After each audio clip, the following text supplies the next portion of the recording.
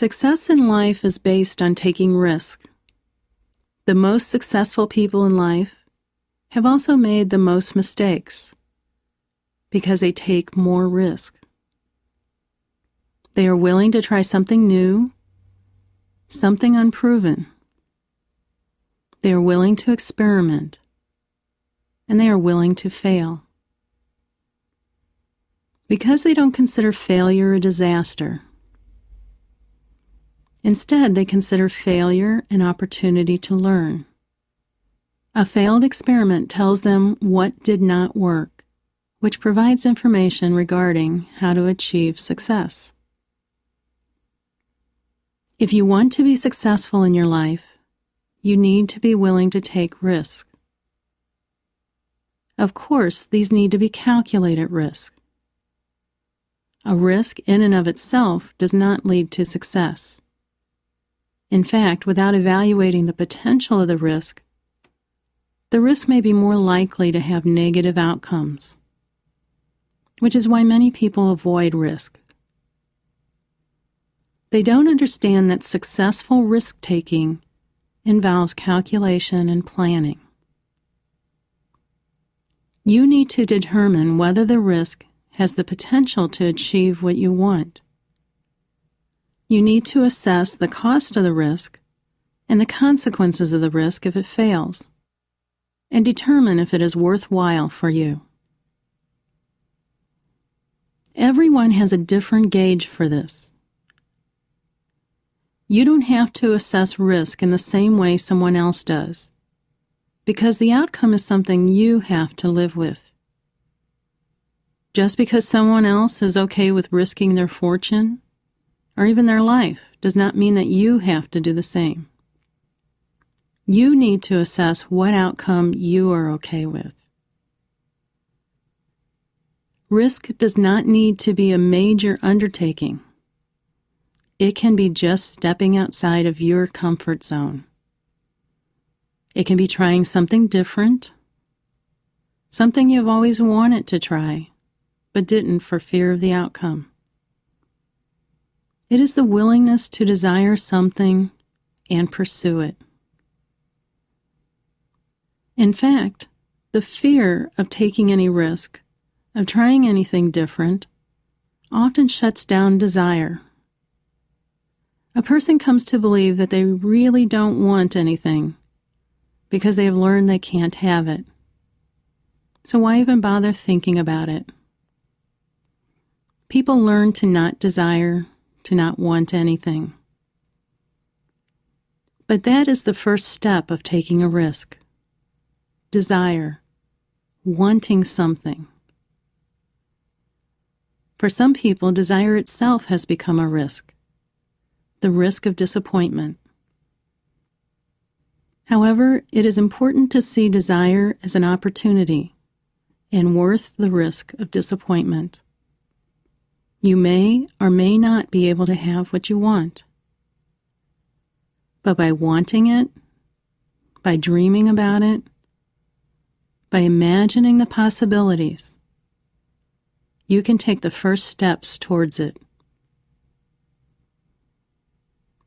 So instead of saying, "That isn't possible anyway," you can say, "Let me just imagine what it might take."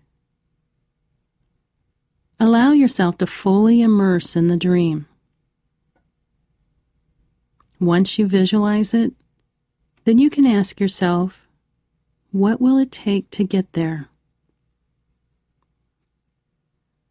At this point, you might not have all the information you need, so you might need to obtain information. How can you get this information? Who do you need to talk to? Obtaining the information may even involve risk for some people because this could be outside their comfort zone. However, keep in mind that knowledge only provides you with possibilities. You still haven't made the decision to proceed. The information helps you calculate the risk. Once you have all the information you need, you will see the steps to achieve what you want. If you don't see those steps, there still may be gaps in the information. You may need to fill in those gaps by obtaining more information until you can clearly see the steps. When you do have the steps, don't automatically dismiss your ability because some of the later steps may seem beyond what you are capable. Instead, look at the first steps. Ask yourself, can I do this first step? And ask yourself, if I follow the plan, will it prepare me to do the things I can't do right now? If the answer is no, it may be that you need additional information and other steps to your plan. You want to develop the plan until you can say, all I need to concern myself with is the step I need to take today. Each step will prepare me for the next step. About now, you might be thinking, where is the risk? This seems to be all about planning. Which is the point I am making. By developing a detailed, well-informed, doable plan, you are minimizing risk. That is what is meant by calculated risk. This doesn't mean that there won't be any mistakes or failures along the way, but it improves the chances for success.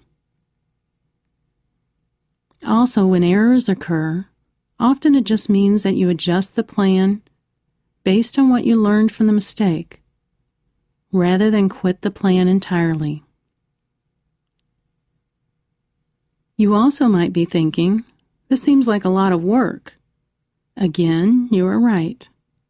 The romanticized version of success being due to luck is inaccurate. The belief that success is due to being in the right place at the right time is not true. Success comes from making sure you are in the right place at the right time. It comes from making your own luck by being prepared.